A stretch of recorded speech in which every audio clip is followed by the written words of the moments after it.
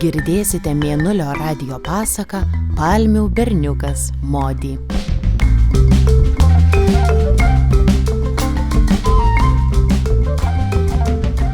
Toli, toli, mažoje rojų primenančioje Afrikos saloje kadaise gyveno berniukas. Kaip ir visi maži berniukai, jis labai mėgo karstytis medžiais, o labiausiai po aukštasias palmes. Tuos berniukas vardu Modi būdavo užsilipa į pačią palmės viršūnę ir tada visiems šaukia "Džambo". Vietinė kalba tai reiškia labas. Iš pradžių žmonės atšaukdavo jam atgal "Džambo". Bet laikui bėgant priprato prie tokio Modi elgesio ir nė neatsisukę dirbdavo savo darbus toliau.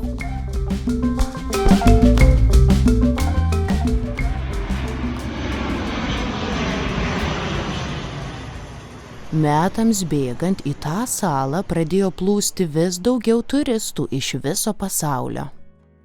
Modi buvo jau labai didelis, kone tikras vyras, kai į salą atkeliavo turistė blondinė iš Europos.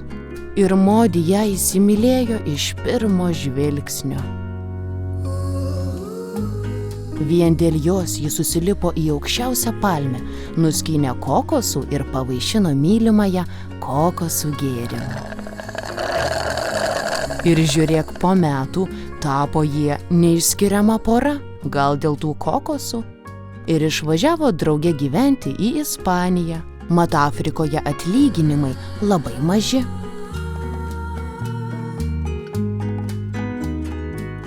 Bet sunkiai sekėsi Modžiui susirasti ten darbą.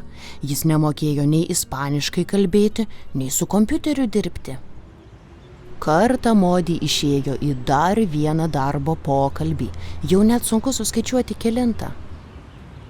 Eidamas palei palmių alėją, Modi mato, maža mergytė verkia, o aplinkiniai žmonės jos klausinėja. Kas atsitiko, mergyt? Bet ši buvo tokia išsigandusi, kad nė žodžio negalėjo pratarti ir tik pamojo ranką į palmės viršūnę. O ten pačios aukščiausios palmės viršūnėje tupėjo maža balta katytė ir gailiai kniaukė. Matyt, ji nebemoka nulipti žemyn, pamanė Modi. Ir man taip kadaise buvo, kai pirmą kartą užlipau į palmę, prisiminė jis. Netrukus kaukdami sirenomis atvažiavo gaisrininkai, įsitraukė ilgas kopėčias, atrėmė į palmę, bet kas iš to, net ir ilgiausios gaisrininkų kopėčios buvo per trumpos katytei pasiekti. Ką daryti, kągi sakysime mergaitei, pasimetę tarėsi gaisrininkai. Pamatęs tokius sunerimusius gaisrininkus, Modi jiems ir sako: "O aš galiu įlipti į palmę, tai dariau 100 kartų." Visi nutilo ir išsižiojo. Net pro šalį skridusi musė pamiršo plazdenti sparneliais ir nukrito ant šaligatvio, mat suprato žmonių kalbą. O tuo tarpu Modi nieko nelaukęs, kaip tarė, taip ir padarė. Ėmė lipti į aukštą palmę. Susirinkusi minia, užgniaužusi kvapą stebėjo, kaip Modi lipa viršūnėn, plikomis rankomis ir vienu savo kaklaraiščiu perjuostu aplink palmės kamieną vis pakyla metrą aukštyn, štai jau pralipo ir gaisrininkų kopėčias ir sekančią akimirką valio, sušunka visa minia ir net musė ant šaligatvio, kai Modi mergaitė įteikė išsigandusią baltą katytę. Žinoma, tą dieną Modi pavėlavo į darbo pokalbį, atbėgo visas suprakaitavęs ir praplyšusiom kelnėm, matyt, todėl jo ir nepriėmė. Nuliūdęs Modi parėjo namo.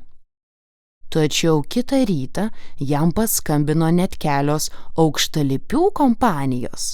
Mat vakar per televiziją visi matė, kaip jis išgelbėjo katytę ir buvo sužavėti, kad plikomis rankomis ir vienu kaklaraiščiu žmogus gali įlipti šitaip aukštai.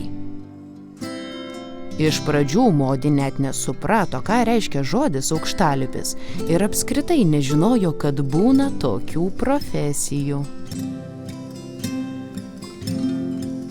Nuo tos dienos Modi dirba savo svajonių darbą aukštalipiu ir laipioja ne tik į palmes, bet ir į dangoraižius, bokštus, o prieš kalėdas puošia eglutes visoje Europoje.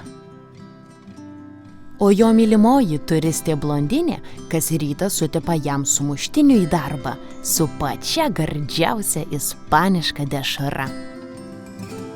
Modi per pietų pertrauką sėdi ant dangoraižio stogo, vėjas kedena jam garbanas, kerta sau tuos sumuštinius ir galvoja, kad pasaulis yra labai, labai gražus.